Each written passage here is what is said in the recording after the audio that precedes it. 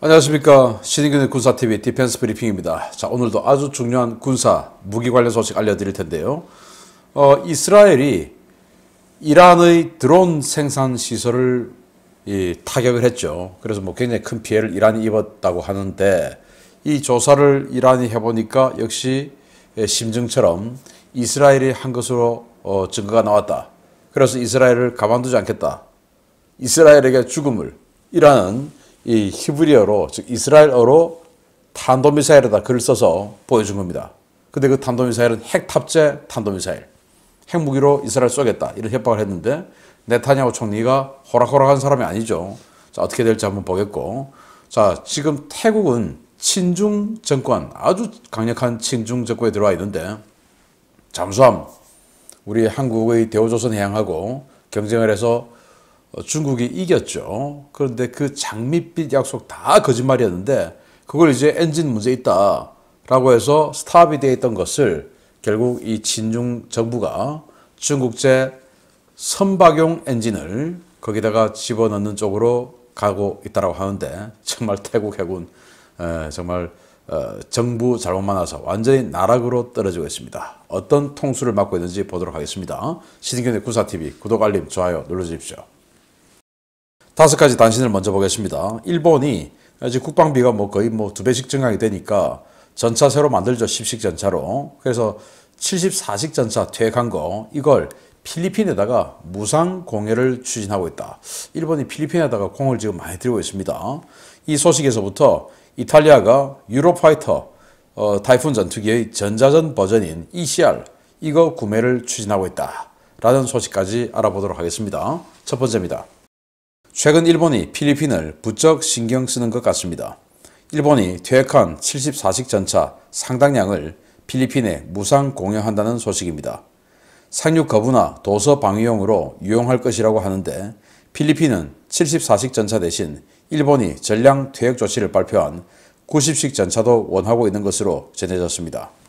미 해군의 주요 전투함들이 부품 부족으로 인해 정상적인 계획 정비에 어려움을 겪고 있으며, 이 때문에 함정 간 동류 전환이 심해 전체적인 전투함 가동률도 떨어지고 있다는 소식입니다. 미 연방정부 회계감사국의 지적인데, 민주당 집권기에만 벌어지는 이런 현상, 앞으로 남은 2년도 걱정입니다.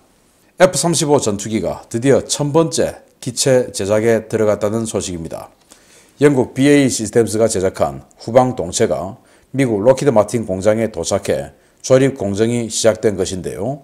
이로써 F-35는 2005년 초도 기체가 생산된 후 18년 만에 5세대 전투기 최다 생산 기체 기록을 갖게 되었습니다. 러시아가 전략시설인 무르만스크 일대를 방어하기 위해 전지형 기동차량 버전으로 특수 제작한 토르 방공 시스템이 우크라이나로 날아와 연달아 파괴되고 있다는 소식입니다. 전략원잠을 운용하는 전략기지 방공용 자산을 전장으로 끌고 온 것도 황당한데, 전장에 들어가는 족족 파괴되고 있어 러시아군 전략기지 방어에 비상이 걸릴 전망입니다. 독일 에어버스의 로비로 개발이 관철된 유로파이터 타이푼의 전자전 버전 유로파이터 ECR을 이탈리아도 구매할 것 같습니다. 이탈리아 정부가 유로파이터 ECR 모델 10세대 구매를 위해 BAE 시스템스, 에어버스 등 유관 업체들과 협상을 진행하고 있다는 소식입니다. 네, 일본의 74식 전차, 굉장히 약한 전차인데 그래도 포는 105mm 포, 우리 한국의 K1 전차포하고 비슷한 능력을 가진 포죠. 그런데 워낙 방어력이 약해서 이제 퇴역을 하고, 지금은 90식 전차, 10식 전차 이렇게 쓰고 있는데, 90식 전차도 이제 다 퇴역을 하고 10식과 16식 이렇게 일본은 세팅을 하겠다고 합니다. 자, 그래서 치장물자로 보관하고 있는 이 74식을 필리핀에가 주겠다라는 거죠. 필리핀은 우리 한국의 K-21의 장갑차에 105mm 포탑을 얹은 그 버전하고 이스라엘 경전차하고 경쟁을 해서 이스라엘 경전차를 선정하고, 그거 지금 40여 대 도입하고 그렇게 해서 기갑 사단을 만들고 있는데, 그건 사실은 진짜 전차는 아니고, 이건 오래되고 방어력은 좀 약하긴 하지만 진짜 메인 배틀 탱크 전차죠. 그래서 이거를 주겠다고 하니까 필리핀은 아니 지금 90씩 그거 퇴역하는데 그거 좀 주지 이제 이러는데, 필리핀은 이 전차를 어디 쓰냐? 상륙 거부용입니다. 그러니까 중국이나 이런 적성 국가들이 필리핀으로 상륙 작전을 할 때 그 상륙함들, 상륙군들 이런 것들을 이제 때려 부수는 이런 용도로 전차를 쓰니까 뭐 105mm도 괜찮지 않느냐. 자, 이건데 필리핀은 물 들어올 때 놓아놓는다고 야 90씩 그 3세대 전차 좀 줘라 라고 하고 있는데 그 90 전차 가지고 우크라이나 주면 어떻겠냐라고 제가 제안을 했는데 어떻게 될지 보겠습니다. 자, 미국이 알레이버크급 이지스 구축함 부품 조달이 제대로 안 되어서 동류 전환을 하고 있다라는 충격적인 이야기입니다. 그러니까 이 전투함 하나 세워놓으면 1조 넘는 자산을 그냥 세워놓는 거죠. 거의 2조 원짜리를 그냥 세워놓는 건데 부품 몇 개가 없어가지고. 그래서 아예 전투함 몇 척은 그 부품용으로 그냥 세워놓고 거기서 부품 뜯어와가지고 급한 데다가 갖다 줘서 가동할 수 있게끔 하고 뭐 이러는 상황인데 야, 참 전투기도 아니고 이 전투함을 동류 전환하고 있다. 그 정도로 이 민주당 정부가 수리 부속에 대한 예산을 현실적으로 책정해 주지 않았다. 이 말 아니겠습니까? 그래서 민주당 정권만 되면 벌어지는 이 가동률 저하 소식. 이거는 뭐 도대체 왜 이러냐? 민주당 도대체 정체가 뭐냐? 라는 생각이 좀 들기도 하는데 이 민주당이든 공화당이든 무기를 운용할 수 있는 예산을 깎으면 안 되죠. 정신 차리고 내년도 예산에는 부품 공급 다 해주기 바랍니다. 자, F-35 1000번째 기체, 공군용, 미공군용 기체라고 하는데 벌써 1000번째 기체가 나왔네요. 2005년도에 시제품이 생산된 거, 그걸 이제 첫 번째로 보고 18년 만에 1000번째가 되었다라는 건데요.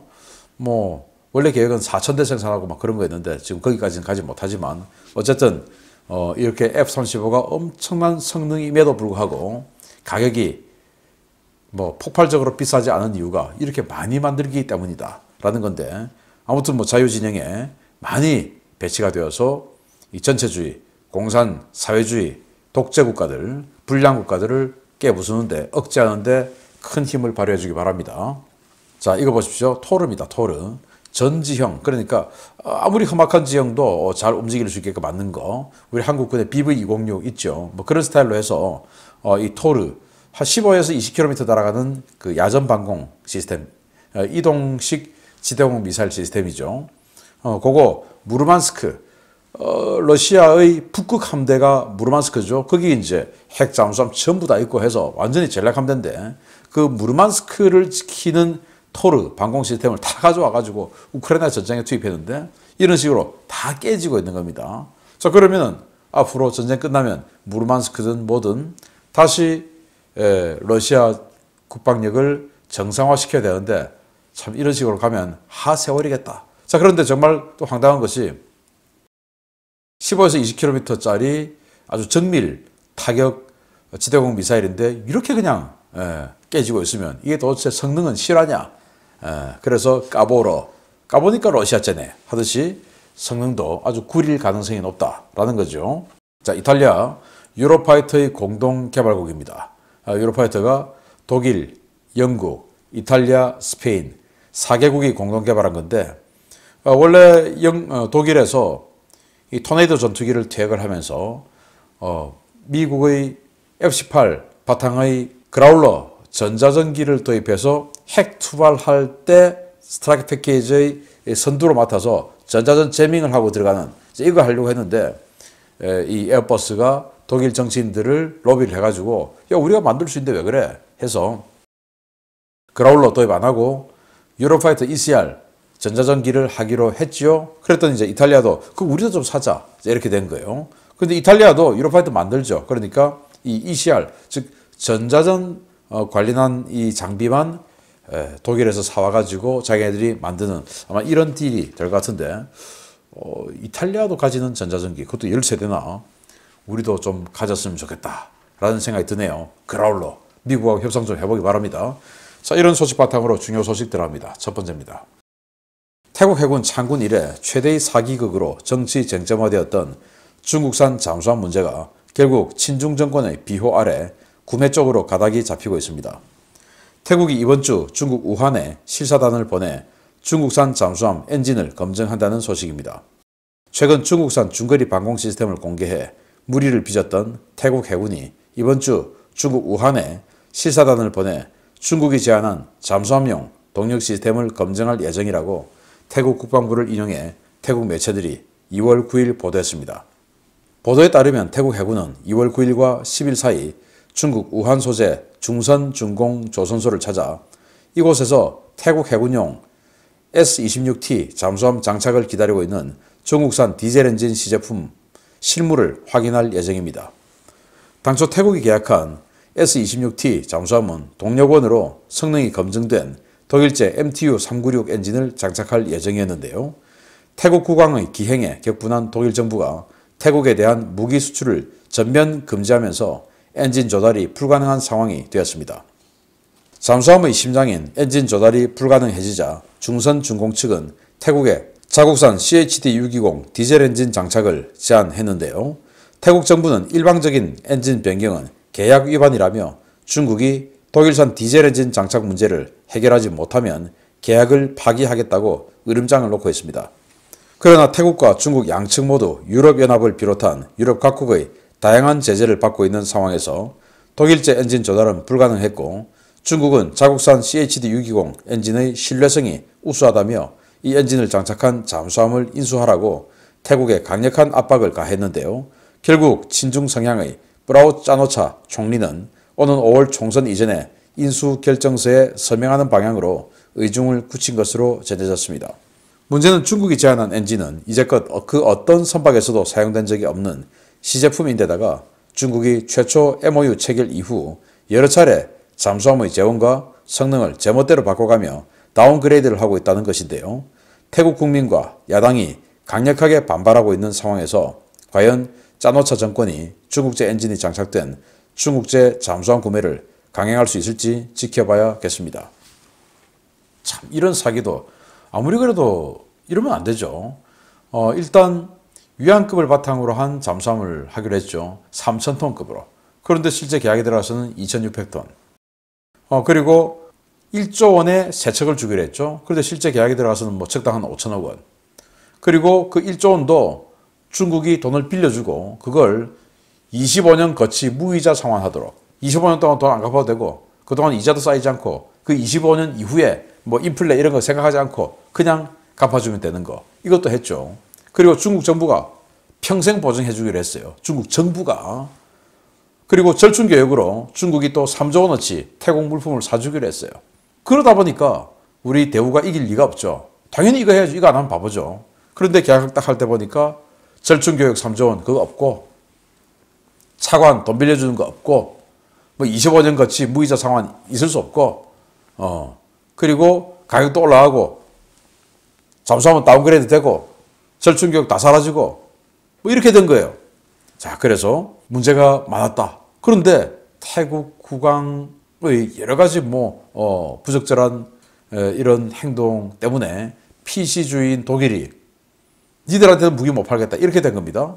그래서 독일제 MTU 디젤 엔진을 못 얹은 겁니다. 그런데 계약서에는 독일제 엔진을 넣어야 된다라고 명시가 되어 있으니까 어떡하냐? 계약을 지킬 수 없게 된 거죠, 중국이. 그래서 그냥 우리 이 CHD-620 엔진 이거 있는데 이것도 괜찮아. 이거 얹어. 자기네들은 독일제 엔진 다 써요, 중국은. 그런데 독일이 PC주의 하면서 태국 쪽에도 못 주겠다. 이렇게 되니까 중국은 갑자기 엔진을 계약서대로 쓸 수 없게 된 거죠. 그래서 중국제 엔진 쓰려고 하는데 이걸 누가 믿냐 이겁니다. 이 신뢰성을. 중국 선박은 대항에서도 그냥 가다가 서버리는데 이 수상함은 가다가 서면 그 떠 있으면 되는데 잠수함은 가다가 서면 야 이거 입장 곤란하죠. 뭐 이런 거 어떻게 믿냐. 이제 이렇게 돼서 이게 야당이 국정조사를 막 성토하고 뭐 이렇게 되어서 여기까지 왔는데 결국 이 정권이 정권 교체 전에 대못을 받고 나가겠다라는 결정을 한 것 같아요. 뭐 어쩌면 뒤로 뭔가를 받았을 수도 있겠죠. 작년 연말 기준의 여론조사가 지금 이 짜노차 정부가 퇴진해야 된다라고 하는 게 90% 이상의 여론조사가 나왔다고 해요.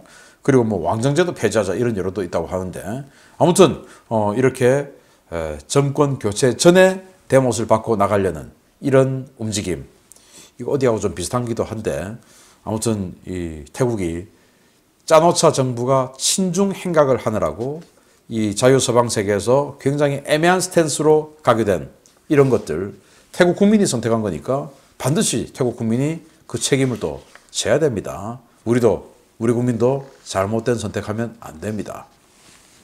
지난달 이란 내륙에서 발생한 혁명수비대 드론 생산시설 비격 사건을 이스라엘 소행으로 결론낸 이란이 이스라엘을 겨냥한 탄도미사일 공격 위협에 나섰다는 소식입니다. 언제든 발사 버튼을 누를 수 있다는데 이란이 정말 이스라엘에 보복 공격을 할지 중동 정세가 혼란 속으로 빠져들어가고 있습니다. 이란이 지난 1월 28일 야간 이스라엘의 자폭 드론 공격을 받은 중부 내륙 도시 이스파한에서 신형 무기 전시회를 열고 이스라엘에 대한 보복 공격을 다짐했다고 이란 현지 타즈님 통신이 2월 9일 보도했습니다. 이번 보복 다짐 행사는 이란 현지 시각으로 2월 8일 오후에 있었는데요. 이란 혁명수비대는 이스파한에 있는 자신들의 시설에서 신형 중거리 탄도미사일을 공개하며 혁명수비대는 언제든 이스라엘로 미사일을 날릴 준비가 돼 있다라고 밝혔습니다. 실제로 이 미사일에는 히브리어로 이스라엘에게 죽음을 이라는 문구가 써 있었는데요. 이스라엘 현지 매체들은 이것이 이스라엘에 대한 명백한 공격 위협이라며 강경 대응해야 한다고 반발하고 있습니다. 이란은 뉴욕 현지 시각 2월 1일 아미르 샤이에드 이라바니 유엔 주재 이란 대사를 통해 이스파한 자폭 드론 공격 사건은 이스라엘이 저지른 것이며 현장에서 발견된 모든 증거들이 이스라엘의 범행을 말해주고 있다 라고 밝힌 바 있습니다. 당시 이라바니 대사는 안토니우 구테우스 유엔 사무총장에게 이스라엘의 행동은 국제법에 어긋나는 것이며 이란은 필요하다고 생각될 때 단호하게 대응할 권리가 있다 라며 이스라엘에 보복 공격을 할 수 있다는 내용의 서한을 보냈습니다. 이란이 이번에 히브리어 메시지를 적어 공개한 미사일은 이스라엘 전역을 사정권에 두고 있는 사거리 2000km급 가드르 110 탄도미사일인데요. 이 미사일은 핵탄두는 물론 화학무기도 탑재할 수 있어 이스라엘에게 가장 위협적인 미사일 중 하나로 평가되어 왔습니다. 최근 이란은 극심한 내부 혼란을 외부로 돌리기 위해 이스라엘에 대한 비난 수위를 높이면서 물리적 충돌을 벌일 명분을 찾고 있는데요. 이란이 정말 이스라엘을 겨냥한 군사적 도발에 나설지 세계 각국의 시선이 중동으로 쏠리고 있습니다. 자, 이거 보십시오. 뭐 히브리어 적혀 있는데 이거 이란 그 페르시아가 아닙니다. 이스라엘에게 죽음을 이라는 이 섬뜩한 문구를 적어놓고 그리고 무기 전시를 하고 거기에서 이제 우리는 자유권을 발동해서 이스라엘을 공격할 수 있다 이렇게 주장을 하는 거예요. 이게 자기네들 그 샤히드 136 드론 만드는 공장이 타격당하는 그 모습이고 여기에서 이제 드론들이 많이 파괴했다 이거죠. 그리고 이게 바로 이 가드르 미사일 발사하는 모습인데 이게 지금 완전히 험준한 산악 지역이죠. 이 산악 내부에 엄청난 그 터널을 파놓고 여기에 레일을 잔뜩 깔아놓고 또 구멍을 여기저기 많이 내놓은 거예요. 그래서 레일에 미사일 싣고 와가지고 기립하고 쏘는 이런 방식으로 하는데 구멍을 여기저기 하도 많이 파니까 어디에서 쏠지 모르는 이런 상태로 산악 지역의 갱도 기지 내에서 운용하는 미사일입니다. 이게 이제 사거리 2000km 그리고 2000km니까 당연히 이스라엘 공격할 수 있고 핵탄두 장착할 수 있는 여기다가 이스라엘에게 죽음을 이라는 글을 적어놓고 자신들의 의지를 보여주는데 지금 이란 국내 정세가 워낙 험악하죠. 언제 정권이 뒤집어질지 모르는 상황이기 때문에 뭔가 외부하고의 충돌을 원하는 것 같아요. 자, 그런데 네타냐후 총리는 전임 이스라엘 총리와는 다르게 전쟁 그러면 하자 이런 또 주의죠. 아주 강경한 사람인데 그래서 정말로 이스라엘과 이란이 원거리 전쟁에 들어갈지 조금 우려스러운 상황으로 지켜봐야겠습니다. 만약에 전쟁 들어가면 이스라엘이 완전히 압살해서 이란 레짐 체인지 돼서 다시 과거처럼 자유 진영으로 돌아오는 그런 이란이 될지도 모르겠습니다. 그때 우리가 테헤란로 만들었지 않습니까? 이란하고 자유 진영에서 관계 좋았으니까. 마치겠습니다. 감사합니다.